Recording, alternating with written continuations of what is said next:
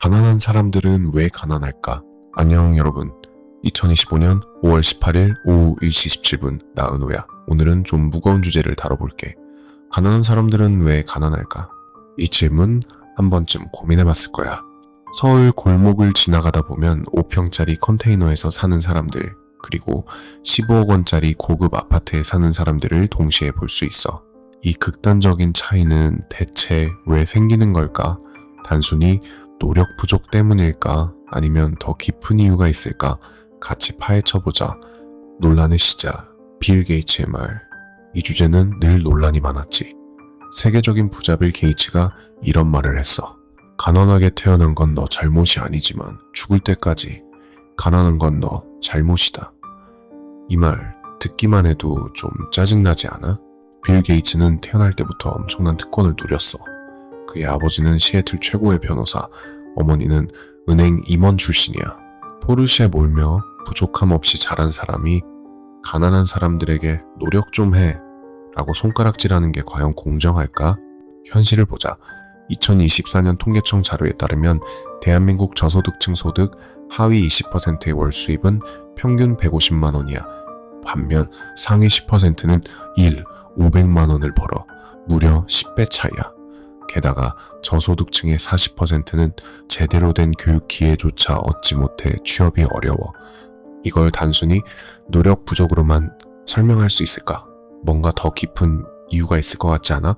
첫 번째, 탐구, 자본주의의 구조적 함정. 가난의 원인을 구조적 관점에서 먼저 살펴보자. 자본주의 시스템은 태어날 때부터 불평등을 만들어내. 2025년 서울 아파트 평균 가격이 15억 원이야. 월급 300만 원인 30대 직장인이 집을 사려면 41년 동안 한 푼도 안 쓰고 모아야 해. 반면 부유층은 부모로부터 상속받은 자산으로 더 쉽게 부를 늘리지. 2023년 한국은행 보고서에 따르면 상위 10%가 전체 부동산 자산의 60%를 소유하고 있어. 이런 구조에서 가난한 사람은 아무리 노력해도 출발선이 달라. 사회학자 우에노 치즈코는 도쿄대 입학식에서 이런 말을 했어. 네가 성공한 건 네 주변 환경이 널 격려하고 밀어줬기 때문이야. 맞는 말이야. 부유한 가정에서는 부모가 사교육, 네트워크, 안정된 환경을 제공해. 하지만 가난한 가정에서는 생존 자체가 우선이라 이런 기회를 주기 어려워. 자본주의가 각박하긴 하지만 말도 안 되게 각박하다고 단정 짓기엔 구조적 요인을 먼저 봐야 해. 두 번째, 탐구, 가난의 심리적 뿌리, 애착 이론과 비유. 구조적 요인만으로는 가난의 전부를 설명할 수 없어. 심리적 요인도 엄청 중요해. 심리학자 존 볼비는 1969년 애착 이론에서 유아기 1년 동안 부모와의 관계가 평생 성격을 좌우한다고 했어. 가난한 환경에서 자란 아이들은 종종 불안정 애착을 형성해. 이게 뭔지 비유로 풀어볼게. 인생을 좁은 철골 다리로 상상해봐. 이 다리를 건너면 성공이지만 실패하면 떨어질 수 있어.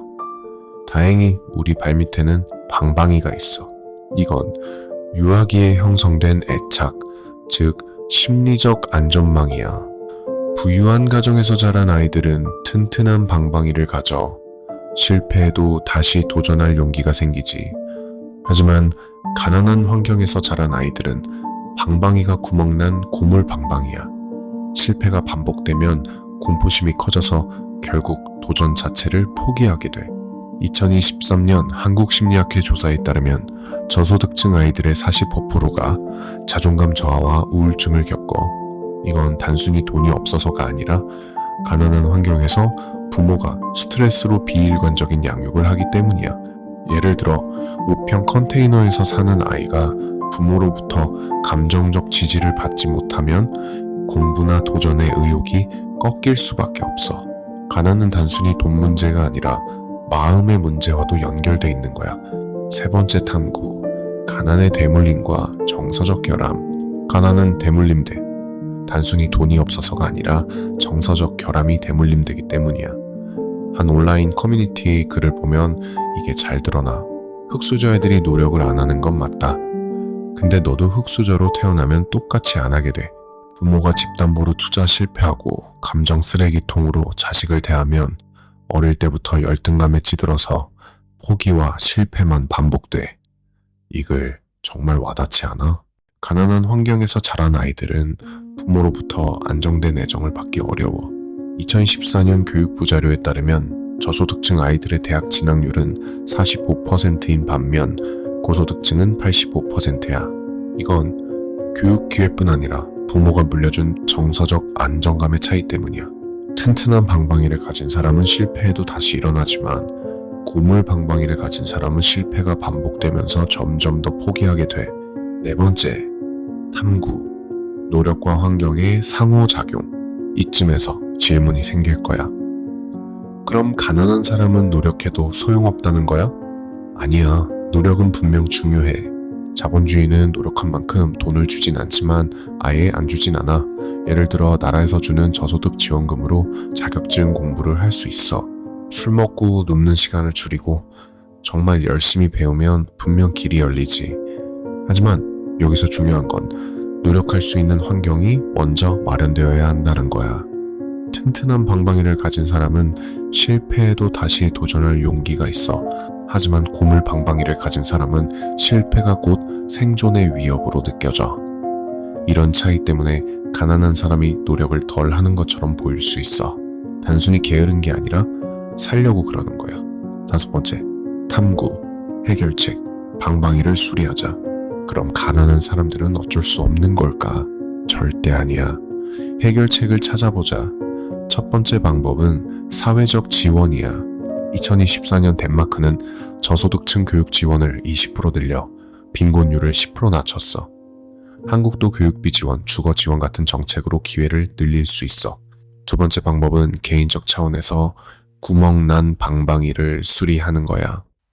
심리학 연구에 따르면 안정된 관계가 정서적 안전망을 강화해.